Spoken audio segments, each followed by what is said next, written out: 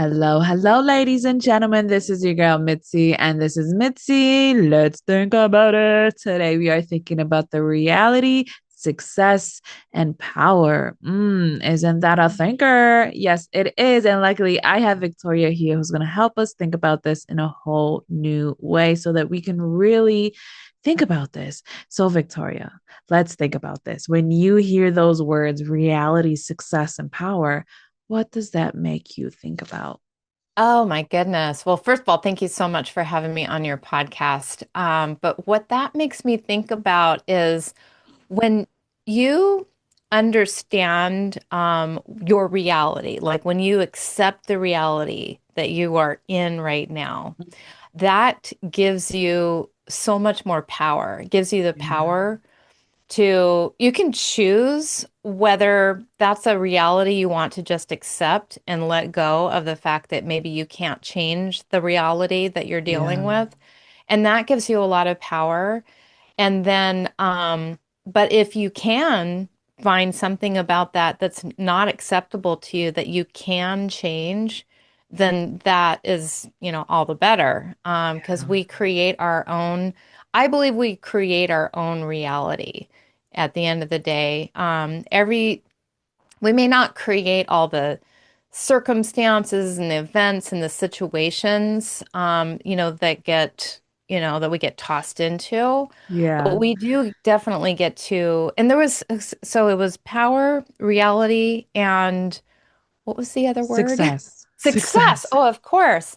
So, and of course, the more power you have, the more success you're ultimately going to create in your life. But I do feel like being present to this is the reality.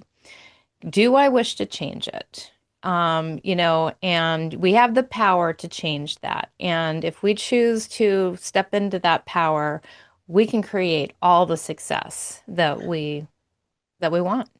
Absolutely, because it's our perspective and it's very subjective, it's very personalized. So the fact that we create our narrative, we create our story is so valid because we really do. That is the reason why you can see some people as very optimistic, open-minded, open-hearted, loving, caring individuals. It's not a front, it's who they are because that's how they choose to see the world. And there are other people who choose to see the world as very closed-minded, arrogant, narcissistic, you know what I mean? Very it's all about me, myself, and I, and I'm gonna like burn anybody who's in my way. You know what I mean? And very negative, like, oh, I don't care about anybody. I don't want to be around. I mean, the fill in the blank is truly endless because we see it all the times. We know people, we've been around people, we've been even organizations can embody those type of narratives that aren't productive or beneficial and are productive and very beneficial. So we really have to keep an eye out and really realize what direction do I really want to be going into. And I love the fact that you said, is this something I wish to change? And that's a very powerful and valuable question to ask yourself because sometimes we don't want to change. You know what I mean? Sometimes we're comfortable with the discomfort, but we're still comfortable because then we know that we require some type of change or action for you to do something. And then it's like, oh, then I'm not really comfortable. I mean, I'm not that uncomfortable. I could deal with it. You know what I mean? So then that's like something that we have to own up to and acknowledge as well. Like that's what you're choosing. But when you're ready to truly let go of it, there's always that power that you have to step into the unknown and find that success on the other side. And I think that unknown portion truly gets people stumped. So for you, what is your message to how to step into the unknown without allowing fear to really take like be the you know what I'm trying to get to? I can't finish this. I don't can't really think How of do the you last word. get past, I think you're asking, how do you get past that fear of the unknown? Yes. Oh my goodness. I'm tongue tied today, so thank you. I think honestly, yeah, it's a really great question to ask yourself is am I willing to change it? And the next question is if it is yes, it's like am I willing to, how do I see myself on the other side of this? Am I willing to go through that discomfort? Because here's the thing, when it comes to comfort, I equate comfort with dying. And I A little literally, extreme, but I get it's a you. little extreme. It's a little extreme, but it's like the only way, I mean, there's really only two ways that we're gonna go ultimately. We're either growing, and if we're not growing, if you think about it, nothing ever stays the same, right? Nothing's the same. So if you're not going, and this is why I kind of like jumped the gun by saying that, but if you think about it, if you're not growing, which being in your out of your comfort zone is going to cause you to do, if you're not growing, then guess what? You're going the other way. You're going the other Absolutely. way, and you're staying stuck, you're falling behind, and it's like, is this really the trajectory that I want my life to go to? If everything stays the same for me right now, and I look at myself 5 years down the road, how much more painful is it going to be? How much more stuck Yeah. am I going to be? How much harder is it going to be for me to change? And yet, the temporary discomfort that we might have to experience by stepping out of our comfort zone and into something unknown, think about, what if it all works out? What if it Yeah. all went right? And think about where you're going to be 5 years from now, the same time period, if you did something a little different and you chose to have your life be in a different place, a much better place. And I don't think you can make a mistake. I don't think that, you really, I think the only mistake that you can make is hanging on to an old situation for too long. Yeah, yeah. Because people don't realize when you hold on to that situation, then you are freezing time in your body, in your development, because now you're allowing that to impact you. So anytime you feel like you're stepping into that moment, you're going to be triggered, you're going to feel offended, you're going to be in attack mode, you're going to be in some type of manner that doesn't really serve you because it's a different time frame. And that's the reason why I say time will cannot heal all wounds unless you are willing to shift your perspective with time.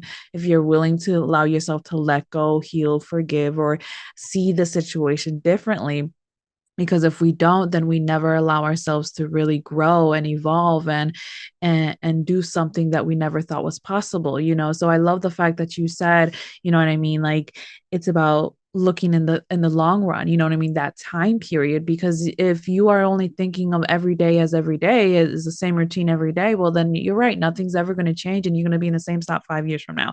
But if you see every day as an opportunity to do one thing, one single thing different, just one thing, you know what I mean? Just one single thing, so small, that makes a big impact, because that one thing a day starts to do a ripple effect. Because if you see it with water and current, you know what I mean? It can be so small and it starts to create a path, and then more water comes and it creates a bigger path. And that's how you get these big rivers and these big creeks, because over time, it was just a small dribble of water that was very consistent. And then now it officially made that space to have all of that. And that's what it is to start a business. That's what it is to get into a relationship. That's what it is when you have a family. You know what I mean? It starts small, but every time it would require a different change, a different season. And I think that's where success is when you're able to see the growth and the ability to learn and evolve and change with time. That's true success. It's not no plaque on a wall. It's not no degree. It's not, you know what I mean? Yeah, to a sense, to a degree, yeah, all of those things are very successful. But at the same time, that inner success, that is what really matters, because people have had like 5 PhDs and, you know what I mean, so many different bachelor's degrees and all these different plaques and rewards that they've gained, but they still don't feel fulfilled. And it really makes you wonder, does that really provide you that sense of purpose or sense of success? So how do you maintain your reality? How do I maintain my reality? Well, number one, I start with a daily routine every day. So I get up on an ideal day, which I've been having more ideal days lately than I was having before. And I always grow when I have these ideal days. Yeah. And so what I do, I start off, I get up at 5. go downstairs, make my coffee. Um, that's number one. But so but I can't have my coffee until I have done two things, until I've done my hypnosis and I've done my meditation. Okay. And I define both of those a little differently. I do the hypnosis is literally reprogramming my mind, and the meditation is listening and, really finding out from my intuition, what are my next steps? What do I need to do? How do I need to show up today? And so then I can go downstairs and get my coffee and come back up and then I can journal. And so those that's like essentially my morning routine in the house.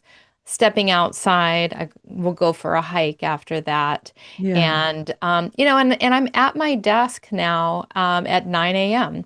I used to take these very long, leisurely morning routines where I would like journal and meditate and do all that stuff for hours and not actually get to the shower until 8 or 9. No, now it's like I've had to kind of speed it up because I'm on a little bit of a fast-paced wavelength right now, phase in my life. And that's the other thing too, is like taking whatever direction life is showing us right now and always looking for the positive in that moment. Like, I'm busy, busy, busy right now. Like I really like a lot of downtime and a lot of leisure time. But that just, it's just not my life right now. But so how have I looked at that? I've looked at that and said, how is this? This is going to cause me to grow. Like I am in a growth spurt right now. Every single person that I talk to is an opportunity for me to stretch my muscle, my brain, and use my brain. It's so easy these days with ChatGPT. I mean, I feel like with all the AIs and everything doing everything for us, it's like, okay, I have got to work out this brain even more than usual. Otherwise, I'm just going to let this stuff take over. And I don't want it to take over my creativity and my ability to think for myself and think on my feet. So I believe that that's one of the reasons why I'm here. With being so busy and having to be on my feet and do a lot of these types of things is because it's gonna continue. It's me.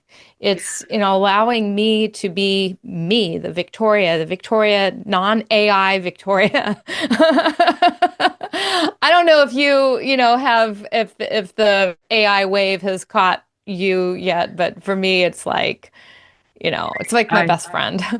No, I don't use AI for almost nothing. Like I don't have an Alexa in my house. I don't have anything smart in my house. The only thing that's smart is me and my watch and my Hey, phone. there You know what you I go. mean? I love it. And I love it. I keep all of my like apps on my on my iPad. So no, I have no apps on my phone. I keep my phone very dry, vanilla, simple. Like it's like simple as can be. You know what I mean? But it's still a smartphone. It Minimalist. does I love yeah. it. But yeah, I try to keep a very minimalistic lifestyle just so that I can be more mindful and more present because I don't need everything. You know what I mean? I don't need millions of dollars. I don't need billions of dollars. I don't need to be a celebrity. You know what I mean? I don't need all of these things that people are considered to be successful. You know what I mean? To have all these followings, to have all these people or likes or whatever. Like for me, it's just being present. And as long as I can have time with my sons and my family and do my time with my work, and then I am okay. And I agree. It's like as long as you have that morning routine and daily routine, then you are in that growth mindset because you take every day as an opportunity because it is what the word is. It's a present. You know what I Hmm. mean? It's the present moment, and we can see it as a gift, as a true present for ourselves every day that we wake up. Because Yeah. my father-in-law just died in his sleep, and the next morning, my mother-in-law was trying to wake him up, and he didn't wake up. You know what I mean? So it truly just You shows never know that how much time you have left. you I'm so never sorry. know. Yeah, it's okay, but it just shows that we have to take each day as it comes. And if all you have is today, and then make the best out of it. Just do what you can. If all you have is 10 minutes to work out, well then hey, do those 10 minutes because that's better than no 10 minutes. You know what I mean? So it's like we can't continue to make excuses, because then we will always lean on that excuses, and then we'll go on the opposite end of the spectrum, because it's like you said, if it's not life, then it's death. You know what I mean? It may be extreme, but it's the reality. What side of the spectrum are you going to be in? You know what I mean? So we need to realize, like, if you want to be on the good side of the spectrum, you really have to be make more conscious decisions in your daily life. And I think that's where you get your power back, because you're trying to be more consciously aware. And I love how you said that you're trying to use your brain more. I mean, hello. I think that is so valid, because we do really need to use our brain. You know what I mean? Children need to use their brains, because that's how they develop, That's in psychology. I mean, it's basic one-on-one. So I think just as long as we continue to use it, then we won't lose it, because I've dealt with people in their 90s and 100s, and they stand by that. I met a guy who was almost like 91, 92. He said he was a farmer. He always worked, and always on his feet. And the day he retired and sold his property, he decided that he was not going to walk anymore, that he was just going to be done. And after a month, he literally lost the ability to walk, because he did not walk anymore. You know what I Oh mean? my So it just God. shows that if you don't use it, you will lose it. So don't be so frugal with the gifts that you naturally have, the opportunities that are given to you in the moment, the purpose of your life that only you can bestow upon the world. You know what I mean? Everybody has a gift, an ability, a talent, an opportunity, and it gets squandered by other things that just distract us. So I guess for you is like, how do you keep yourself away from distractions?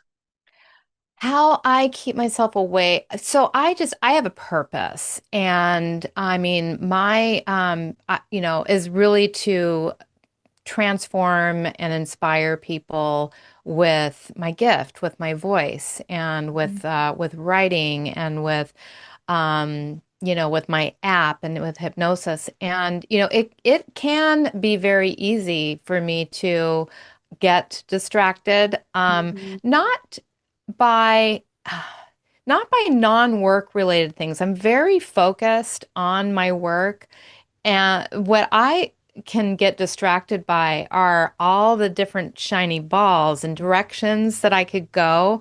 I mean, I Yeah. literally, it's like there's endless amounts of choices on things that I could add into my business. And so I had to kind of put myself on a diet. And literally, because I think the more shiny balls you have, the more distractions you have, the less successful you're going to be. And I proved that to myself when I say I put myself on a diet. I literally I was about 40 pounds heavier. And so when I successfully released all that weight, um, I did that by focusing on eating essentially one type of thing a day, a chicken salad, an apple, and yogurt. And I could have as much of that as I wanted. I could have as much protein, like meats. I could have as much salad, and I could have as much fruit, and I could have as much yogurt as I wanted. But I took all the other choices for having anything else off my plate. And I literally, through doing that and through doing a lot of exercise every day, I lost the weight. And I asked myself, why couldn't I apply the exact same strategy in my business and help my business to grow? And the reason why I was having a little, stuck point is because I was trying to do too many things at one time.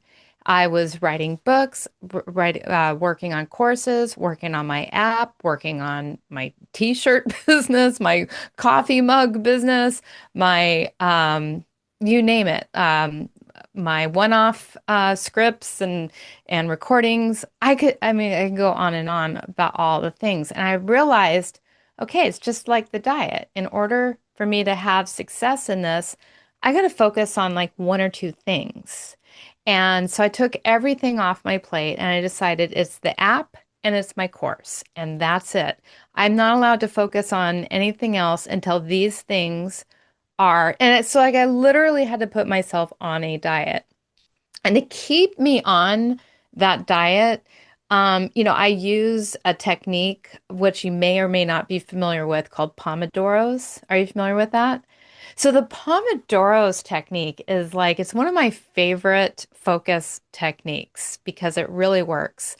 Basically, you work in 25-minute increments and you choose one thing and it's like you don't focus on anything else, but you focus on one thing for 25 minutes. It's almost like a mini meditation, but it's you're focused on if I'm working on this chapter of this book, that's all I'm going to do. I'm not going to check any social media. I'm not going to work on anything else. I'm not going to check my email. I'm not going to do anything else for 25 minutes. Just going to do that.